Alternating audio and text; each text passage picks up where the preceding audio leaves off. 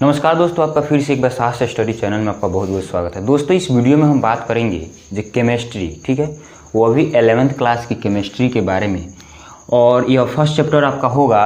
और आपको बता दें दोस्त, जो हम यहाँ पे इस चैनल पर अब 11th क्लास के भी मतलब कुछ ऐसे सब्जेक्ट हैं जैसे फिजिक्स, केमिस्ट्री, कुछ बेसिक मतलब फिजिक्स का केमिस्ट्री का भी सिलेबस चलेगा, ठीक है, और इंतज़ाम किया जाएगा। और अगर बच्चों को जोड़ते हैं तो और सब्जेक्ट भी यहाँ पे चलाया जाएगा 11th क्लास का, ठीक है। तो सबसे पहले हम केमिस्ट्री की बात करते हैं। तो दोस्त केमिस्ट्री देखिए, 11th क्लास आप अगर बेसिक पहले पढ़े होंगे, अगर 9th क्लास आप पढ़े होंगे, ठीक है, तो आप केमिस्ट्री 11th क्लास की पूरा डिटेल में समझ सकते हैं। लेकिन अगर आप 9th क्लास नहीं पढ़े हुए हैं तो आपको थोड़ा सा दिक्कत होगा केमिस्ट्री में, क्योंकि साइंस देखिए टॉप होता है। आपको पता होगा, अगर साइंस लिए होंगे तो आपको आस पड़ोस में जो भी बच्चे पढ़े होंगे आपके रिलेटिव में, तो आपको पता होगा, वो बताते होंगे कि साइंस में थोड़ा ज़्यादा मेहनत किया जाता है तभी आपका रिजल्ट बनता है। क्योंकि साइंस में ज़्यादा पढ़ना रहता है, ज़्यादा सिलेबस रहता है, ज़्यादा वहाँ पे मेहनत करने की कोशिश करना पड़ता है, ठीक है। अगर मेहनत नहीं करते हैं तो असफल हो सकते हैं। तो सबसे पहले आपको बता दें, 11th क्लास की केमिस्ट्री पढ़ने से पहले हमको केमिस्ट्री इनके मतलब बेसिक कंसेप्ट के बारे में जानना ज़रूरी है, तभी उसके बाद हम इसके सिलेबस पे डिस्कस करेंगे। तो सबसे पहले बेसिक कॉन्सेप्ट देखिए, 11th क्लास अगर हम पढ़ते हैं, 11th क्लास अगर हमारा 9th क्लास जो है हमारा कंप्लीट रहता है तो 11th क्लास पढ़ने में कोई दिक्कत नहीं रहता है, क्योंकि 9th क्लास के ही बहुत ऐसे चैप्टर हैं, मतलब मैक्सिमम चैप्टर जो आपको 11th क्लास में पढ़ना रहता है, थोड़ा सा एडवांस लेवल में। लेकिन वो अगर आप 10th पढ़ लेते हैं तो आपको वो 12th में बहुत फ़ायदा करता है, क्योंकि 10th क्लास के बहुत ऐसे चैप्टर हैं जो कि आपको 12th में पढ़ना रहता है। तो यह आपको बेसिक हो गया, जैसे 9th क्लास अगर पढ़े होंगे तो आपको मिलेगा। तो सबसे पहले अगर आप 9th नहीं पढ़े हैं तो दोस्तों इसमें घबराने की कोई बात नहीं है, ठीक है। इस चैनल पे आपको हम 9th से आपको सब बेसिक कॉन्सेप्ट से ले चलेंगे, सब बेसिक से समझाते चलेंगे, क्योंकि यहाँ पे हम 9th क्लास से जो कॉन्सेप्ट है, जो टॉपिक 11th में आने वाला है उस टॉपिक से चलेंगे, ठीक है दोस्त। तो घबराने वाली कोई बात नहीं है। अगर आप नहीं पढ़े हैं तो कोई दिक्कत नहीं है, कोई बात नहीं है दोस्त। अगर आप 9th नहीं पढ़े तो साफ हम बेसिक मतलब 0 लेवल से चलेंगे, और 9th के वैसे वैसे कॉन्सेप्ट, वैसे वैसे चैप्टर को हम देखेंगे जो कि 11th में आपको पढ़ना है, ठीक है। तो उस चैप्टर से चालू करने से पहले, फर्स्ट चैप्टर चालू करने से पहले आपको हम कुछ केमिस्ट्री के बेसिक कॉन्सेप्ट क्या पढ़ना है 11th में, क्या 9th रिलेटिव आ रहा है 11th में, कौन कौन से चैप्टर हैं, उस चैप्टर के बारे में हम जानेंगे। उसके पहले आपको बता दें, केमिस्ट्री के बारे में भी हम डिस्कस करेंगे। तो केमिस्ट्री के देखिए, केमिस्ट्री स्टार्ट करें तो सबसे पहले केमिस्ट्री के बारे में पता होना चाहिए। तो केमिस्ट्री का हम डिफिनीसन से चलते हैं। केमिस्ट्री का डिफिनीसन देखिए क्या दिया हुआ है, विज्ञान की वह शाखा, ठीक है, आप इस टाइप से नोट्स भी बना सकते हैं। विज्ञान की वह शाखा जिसमें किसी पदार्थ के निर्माण की विधि, मतलब निर्माण की विधि, हम आगे परिभाषा आपको बता दें उसके बाद समझाएंगे, उसके भौतिक एवं रासायनिक गुण तथा उपयोग का अध्ययन किया जाता है, केमिस्ट्री कहलाता है। देखिए दोस्त, इसमें बताया जा रहा है कि निर्माण के विधि, ठीक है, निर्माण के विधि, उसके भौतिक एवं रासायनिक गुण, ठीक है, तथा उपयोग का अध्ययन, यहाँ पे देखिए दोस्त, तथा उपयोग का अध्ययन किया जाता है, केमिस्ट्री कहलाता है, ठीक है। अगर आप 9th 10th तक पढ़े होंगे तो उसका कुछ अलग परिभाषा दिया जाता होगा, लेकिन यहाँ पे इसमें कुछ अलग परिभाषा दिया हुआ है। देखिए, विज्ञान के विधि, निर्माण के विधि, निर्माण मतलब इस मार्कर को बनाने में हमें क्या क्या चीज़ लगा, ठीक है, उसका विधि क्या क्या है वो हमको जानकारी लेना होगा। उसके भौतिक मतलब भौतिकी विधि क्या है, रासायनिक गुण, उसमें का गुण कौन कौन से हैं, आगे हम अगले पढ़ते जाएंगे तो उसमें आपको गुण मिलेगा, किसी पदार्थ का गुण बताइए, वैसे वैसे तो रासायनिक गुण।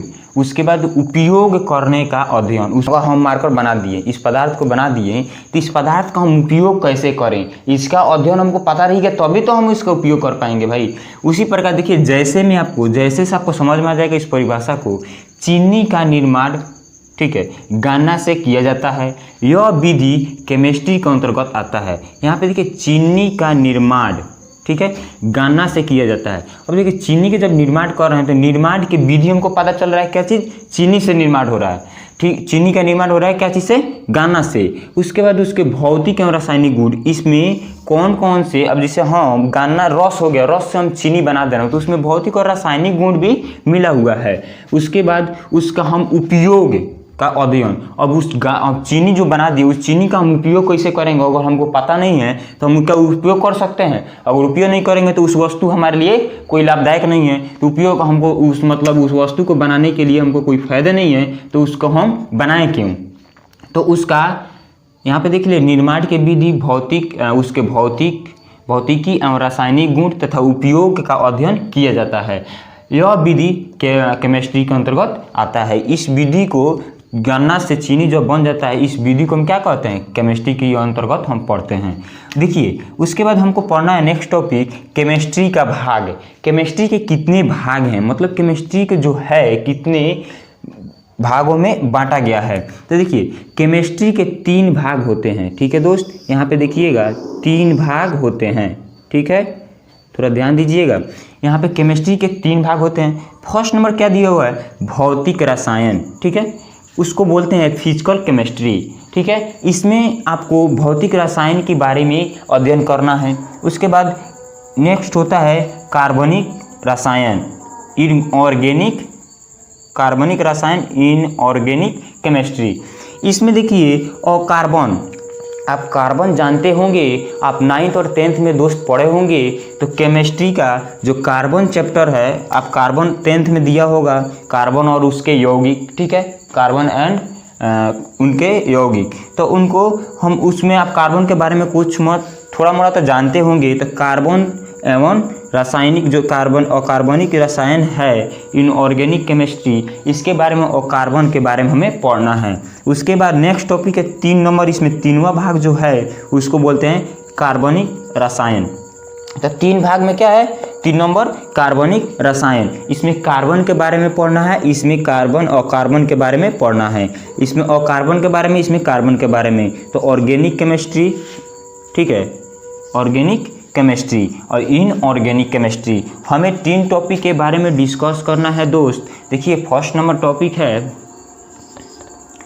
नंबर है फिजिकल केमिस्ट्री, उसके बाद इनऑर्गेनिक केमिस्ट्री, उसके बाद ऑर्गेनिक केमिस्ट्री। हमें तीनों टॉपिक के बारे में पढ़ना है। तो इन तीनों हमें इनके भाग हो गए केमिस्ट्री के। जब तीनों भाग को हमें पढ़ने से पहले हमको ये पता होना चाहिए कि फिजिकल केमिस्ट्री क्या होता है, इनऑर्गेनिक केमिस्ट्री क्या होता है और ऑर्गेनिक केमिस्ट्री क्या होता है। तो चलिए हम नेक्स्ट स्लाइड में आपको हम फिजिकल, इनऑर्गेनिक और ऑर्गेनिक केमिस्ट्री के परिभाषा के साथ आपको हम पूरा डिटेल में समझाते हैं। इसमें कोई आपको पूरा मतलब डिटेल में समझाएंगे दोस्त, आपको इसमें घबराने की बात नहीं है और आप इसको नोट्स के अनुसार अपने नोटबुक में लिख सकते हैं। तो चलिए आप उतार लीजिए, उसके बाद हम नेक्स्ट स्लाइड में आपको बात करते हैं। तो दोस्त हमने फिजिकल केमिस्ट्री, इनऑर्गेनिक केमिस्ट्री और ऑर्गेनिक केमिस्ट्री के बारे में बात कर लिया। आगे का टॉपिक देखिए क्या है, इसमें फिजिकल केमिस्ट्री के बारे में हमें डिटेल में जानकारी लेना है। तो फिजिकल केमिस्ट्री क्या होता है, इसके परिभाषा के अनुसार आपको समझाने की कोशिश करते हैं। फिजिकल केमिस्ट्री की परिभाषा क्या दिया हुआ है? रसायन शास्त्र की वो शाखा जिसमें किसी पदार्थ के बाहरी गुणों का अध्ययन किया जाता है। मतलब कोई भी पदार्थ हो गया, ठीक है, वो कोई पदार्थ हो, जैसे ए पदार्थ हो गया, इसके बाहरी गुण जो है उसके बारे में जब अध्ययन करते हैं तो उसे हम क्या कहते हैं? Physical chemistry. इसमें कोई मतलब भारी लैंग्वेज में इसको शब्द को नहीं दिया गया है, इसका परिभाषा साफ सिंपल शब्द है। किसी भी रसायन शास्त्र की वो शाखा जिसमें हम किसी पदार्थ के बाहरी गुण के बारे में, अब इस पदार्थ है इसके बाहरी गुण के बारे में अध्ययन कर लेते हैं तो उसको फिजिकल केमिस्ट्री कहते हैं। और हम अभी फिजिकल केमिस्ट्री के बारे में ही पढ़ते चलेंगे। अभी उसके बाद हम इनऑर्गेनिक केमिस्ट्री और ऑर्गेनिक केमिस्ट्री के बारे में डिटेल में पढ़ेंगे। आगे हम फिजिकल केमिस्ट्री में पढ़ेंगे। और फिजिकल केमिस्ट्री में देखिए दोस्त, जैसे में हो गया परमाणु संरचना, रासायनिक बंधन, इस ऐसे चैप्टर हैं जिसको हम फिजिकल केमिस्ट्री के अंतर्गत पढ़ते हैं। उसके बाद देखिए इनऑर्गेनिक केमिस्ट्री में होता है रसायन शास्त्र की वो शाखा जिसमें अकार्बनिक यौगिकों के बारे में अध्ययन किया जाता है, ठीक है, उसको क्या बोलते हैं? इनऑर्गेनिक केमिस्ट्री कहलाता है वो। उसके बाद जैसे में देखिए CO2, CH2, यहाँ पे देखिए दोस्त, यहाँ पे थोड़ा सा लॉजिक है एक कि इनऑर्गेनिक केमिस्ट्री में हम सिर्फ कार्बन ही देते हैं, ठीक है, सिर्फ कार्बन रहता है, उसमें हाइड्रोजन नहीं रहता है, ठीक है। उसके बाद देखिए इनऑर्गेनिक केमिस्ट्री के परिभाषा के अनुसार समझिएगा। ऑर्गेनिक केमिस्ट्री के अनुसार इनऑर्गेनिक केमिस्ट्री क्या है? रसायन शास्त्र की वह शाखा है जिसमें कार्बनिक यौगिक के बारे में अध्ययन किया जाता है, ऑर्गेनिक केमिस्ट्री कहलाता है। तो ऑर्गेनिक केमिस्ट्री में आपको कार्बनिक यौगिक के बारे में अध्ययन करना है। ये इनमें इनऑर्गेनिक केमिस्ट्री में और कार्बनिक यौगिक के बारे में अध्ययन करना है। सिंपल सी भाषा है। क्या आप देखिए परिभाषा आप तीनों को कैसे दे सकते हैं। फिजिकल केमिस्ट्री में रसायन शास्त्र की वो शाखा जिसके अंतर्गत पदार्थ के बाहरी गुणों के बारे में, मतलब पदार्थ के बाहरी गुण जो है उसके बारे में अध्ययन कर लेते हैं, उसको फिजिकल केमिस्ट्री। इनऑर्गेनिक केमिस्ट्री में रसायन शास्त्र को, अब रसायन शास्त्र मिला रहे हैं क्या, क्योंकि केमिस्ट्री के अंतर्गत ही सब आ रहा है, तो केमिस्ट्री के भाग है, तब इसलिए रसायन शास्त्र के अंतर्गत पढ़ रहे हैं, ठीक है। नहीं तो अगर हम रसायन की बात करते तो हम उसको क्या बोलते हैं, साइंस के अंतर्गत, ठीक है। तो इसलिए हम केमिस्ट्री की बात कर रहे हैं, तो रसायन शास्त्र की वो शाखा जिसमें कार्बनिक यौगिकों के बारे में अध्ययन करते हैं उसे क्या बोलते हैं, हम इनऑर्गेनिक केमिस्ट्री बोलते हैं। जैसे कि CO2, CH2 आदि, ठीक है। ऑर्गेनिक केमिस्ट्री रसायन शास्त्र की वो शाखा जिसमें कार्बनिक यौगिक के बारे में अध्ययन करते हैं उसको ऑर्गेनिक केमिस्ट्री कहते हैं, ठीक है। जैसे देख लीजिए CH4, C2H2, C2H5OH। यहाँ पे देखिएगा दोस्त, इसका जितना भी जैसे में दिया हुआ है, जितना एग्जाम्पल दिया हुआ है उसमें आपको हाइड्रोजन दिखाई दे रहा होगा, ठीक है।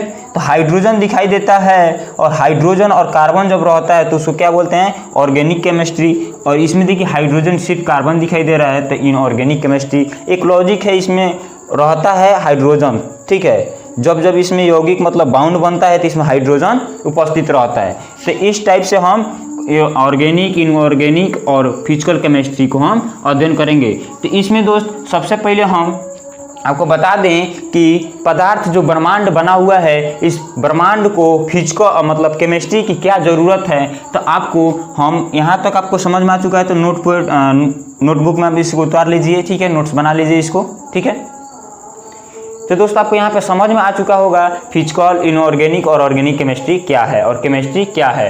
तो दोस्त हम नेक्स्ट टॉपिक में बात करने वाले हैं जो ब्रह्मांड जो है वो केमिस्ट्री मतलब उसके अंतर्गत क्या है, ब्रह्मांड कैसे बना केमिस्ट्री के अंतर्गत अध्ययन के हिसाब से, तो उसको हम बारे में अध्ययन करेंगे। और एक एक हम फिजिकल केमिस्ट्री को अध्ययन करते हुए आगे बढ़ते चले जाएंगे, और चैप्टर को हम फिजिकल केमिस्ट्री के अंतर्गत जितना भी चैप्टर होगा सबसे पहले उसका अध्ययन करेंगे। उसके बाद इनऑर्गेनिक केमिस्ट्री और ऑर्गेनिक केमिस्ट्री को तब अध्ययन करेंगे, पार्ट वाइज पार्ट अध्ययन करेंगे। तो सबसे पहले हम फिजिकल केमिस्ट्री पढ़ेंगे अगले वीडियो में, ठीक है। तो इस वीडियो आपको समझ में आ चुका होगा, थोड़ा सा भी दोस्त समझ में आता है, और आपके 11th और 10th के भी कोई भी स्टूडेंट है तो उसके लिए भी थोड़ा सा हेल्पफुल होगा। तो इसलिए आप इस वीडियो को जितना से जितना ज़्यादा हो सके उतना शेयर करने की कोशिश कीजिएगा। इसी के साथ इस वीडियो को समाप्त करते हैं दोस्त। आपको कोई भी प्रॉब्लम हो रहा है तो थोड़ा सा कमेंट करके आप बता सकते हैं कि भाई हमें ये प्रॉब्लम हो रहा है, हमसे जितना हो सके उस क्वेश्चन को या उस प्रॉब्लम को सॉल्व करने की कोशिश करेंगे, ठीक है दोस्त। इसी के साथ इस वीडियो को समाप्त करते हैं। जय हिंद, जय भारत।